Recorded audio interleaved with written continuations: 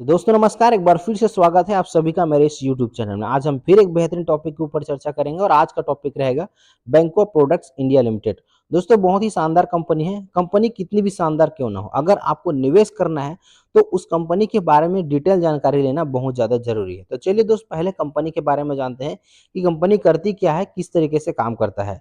तो दोस्तों बैंको इंडिया प्रोडक्ट लिमिटेड की मैं बात करूं तो यह घरेलू और अंतर्राष्ट्रीय दोनों बाजारों में ऑटोमोटिव औद्योगिक अनुप्रयोग के लिए इंजन कूलिंग मॉड्यूल और सिस्टम बनाने का काम करता है। कंपनी का शुरुआत 1961 में श्री मेहुल के पटेल के द्वारा किया गया था, जिसके पास लगभग ऑटोमोटिव उद्योग के लगभग 40 साल का अनुभव था। दोस्तों कंपनी के प्रोडक्ट पोर्टफोलियो के बारे में अगर मैं आपको बताऊं तो कंपनी के उत्पाद पोर्टफोलियो में इंजन कूलिंग मॉड्यूल जैसे रेडिएटर, चार्जर, एयर कूलर, ईंधन कूलर, तेल cooler, AC condenser, radiation, de deaeration, plastic tank, धातु स्तरित गैस्केट और हाइब्रिड इलास्टोमेरिक मोल्डेड गैस्केट का यह जो है निर्माण करता है।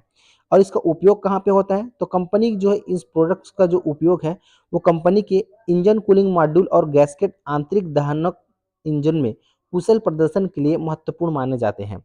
इसके साथ ही यात्री कार और हल्के वाणिज्य वाहनों में के मध्यम और भारी वाणिज्य वाहनों में ये सभी में इनका जो कूलिंग ऑयल है उसका प्रयोग किया जाता है। इसके अलावा इसका प्रयोग जो है ईवी और विद्युत प्रणाली के लिए भी महत्वपूर्ण माने जाते हैं।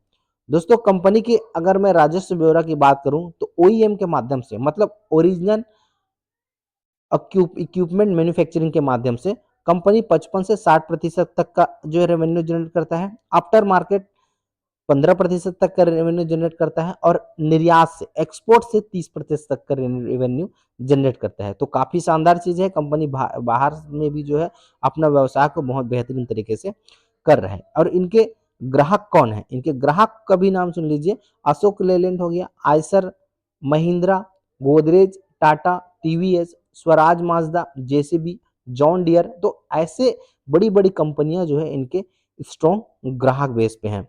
और इसके मैन्युफैक्चरिंग फैसिलिटी की अगर मैं बात करूं तो कंपनी के पास 5 मैन्युफैक्चरिंग फैसिलिटी है, जो कि लगभग 3.3 मिलियन रेडिएटर्स का उत्पादन करने की क्षमता रखता है।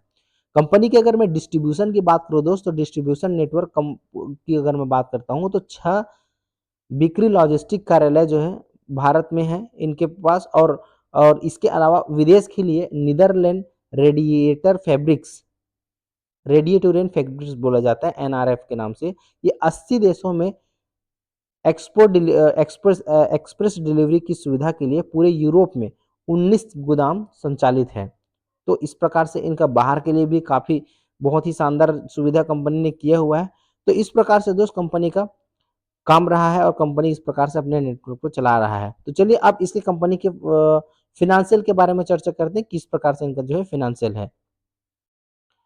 तो दोस्तों फिनेंशियल का थोड़ा ओवरव्यू देख लेते हैं। तो ओवरव्यू में आप देखेंगे तो कंपनी का मार्केट कैप 6000 करोड़ का है, मतलब एक स्मॉल कैप कंपनी है, बहुत बड़ी कंपनी नहीं है।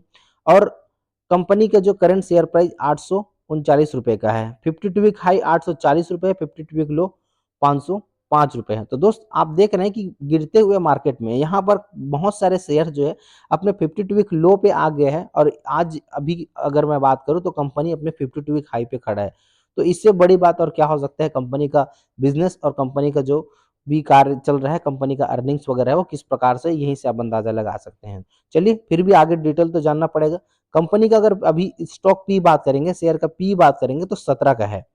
17.4 रुपए का इनका जो है पी है, जो कि इनके इंडस्ट्री पी के मुकाबले अभी भी इतने सस्ते में आपको जो है मिल रहा है। पीईजी रेशो की भी आप अगर चर्चा करेंगे तो पीजी रेशो भी आपको 0.55 का है, यह भी काफी सस्ता वैल्यूएशन में मिल रहा है। ग्रोथ भी कर रहा है, इनका जो प्रोडक्ट्स है डेफिनेटली डिमांडेबल है और कंपनी का वैल्यूएशन भी शानदार है।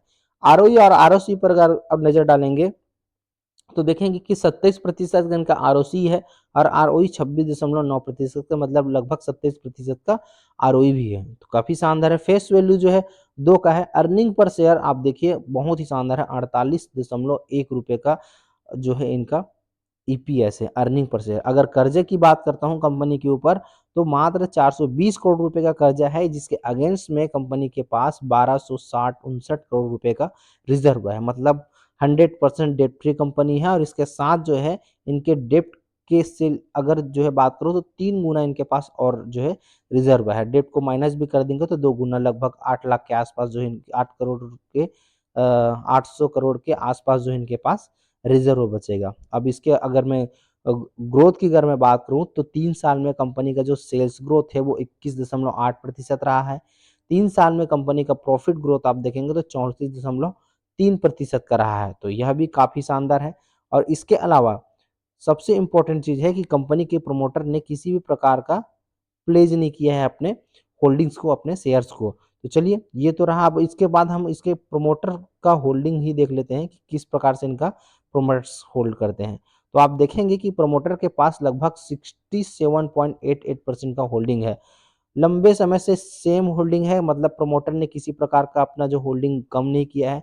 अगेंस्ट में हम अगर इसका देखेंगे एफआईएस का होल्डिंग देखेंगे तो 2022 में एफआईएस के पास 0.474% का होल्डिंग था, जो कि लगातार बढ़ता गया है और अभी वर्तमान में सितंबर क्वार्टर में बात करें तो 3.08 का इसका होल्डिंग है। पिछले क्वार्टर के मुकाबले थोड़ा-सा कम हुआ है, लेकिन डीआईएस की अगर हम बात करें तो डीआईएस ने पिछले क्वार्टर के मुकाबले में अपना होल्डिंग यहाँ पर बढ़ाया है। 0.14% से 0.18% अपना जो है होल्डिंग किया है। अगर पब्लिक के बारे में अगर चर्चा करेंगे तो पब्लिक के पास केवल जो है 28.86% का होल्डिंग है। तो दोस्त इनका जो शेयर होल्डिंग पैटर्न है वो भी काफ़ी शानदार है। और एक चीज़ और आप यहाँ पर नज़र डालेंगे इन्वेस्टर की संख्या पर, तो इन्वेस्टर जो है लगातार बढ़ रहा है इस पर।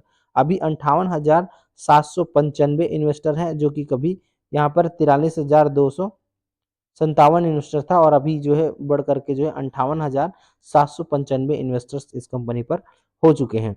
तो सारी चीज़ें बढ़िया है दोस्त, कंपनी ने इसीलिए बहुत ही शानदार रिजल्ट दिए हैं। अब इसके प्रॉफिट लॉस सेगमेंट में जाते हैं, कंपनी किस प्रकार से इनकम कर रहा है ये सारी चीज़ें भी अब नज़र डालते हैं। तो आप देखेंगे कि कंपनी का सेल्स लगातार बढ़ रहा है। 2015 में कंपनी 1129 करोड़ का सेल करता था, लेकिन अभी आप देखेंगे तो कंपनी लगभग 3000 करोड़ का सेल्स कर रहा है। पिछले क्वार्टर के मुकाबले अगर आप देखेंगे तो सॉरी, अभी हम ईयर ऑन ईयर देख रहे हैं, तो साल दर साल आप देखेंगे तो सन 2021 में 1533 करोड़ का सेल किया था, 22 में 1958 करोड़ का, 23 में 2332 करोड़ का, 24 में 2768 करोड़ का। अगर हम अभी ट्रेलिंग 12 मंथ में बात करें तो लगभग 3000 करोड़ 2993 करोड़ का सेल्स कंपनी ने किया है। काफ़ी शानदार ग्रोथ है। लगातार आप जो है कंपनी पर ग्रोथ देखेंगे, आप साल दर साल आप देखेंगे तो सन 2015 से लेकर के अभी तक कंपनी ने किसी भी साल जो है अपना जो सेल्स है वो पिछले साल के मुकाबले कम नहीं किया, हर साल बढ़ कर के आया है। इसी प्रकार से अगर जो है कंपनी का हम जो है नेट प्रॉफिट पे अगर नज़र डालेंगे, तो नेट प्रॉफिट से पहले आपको ऑपरेटिंग प्रॉफिट मार्जिन बता देता हूँ, तो ऑपरेटिंग प्रॉफिट मार्जिन भी काफ़ी इंक्रीजिंग है। 9% से अभी जो है 18% के आसपास इनका जो है ऑपरेटिंग प्रॉफिट मार्जिन है। तो यह भी काफ़ी शानदार है कंपनी के बिज़नेस के लिए और उनके इन्वेस्टर के लिए। और यहाँ पर अगर आप कंपनी का नेट प्रॉफिट देखेंगे तो देखिए, नेट प्रॉफिट सन 2015 में 88 करोड़ रुपए का था, जो कि अभी बढ़ करके 344 करोड़ रुपए तक पहुँच गया है। तो काफ़ी शानदार ग्रोथ है।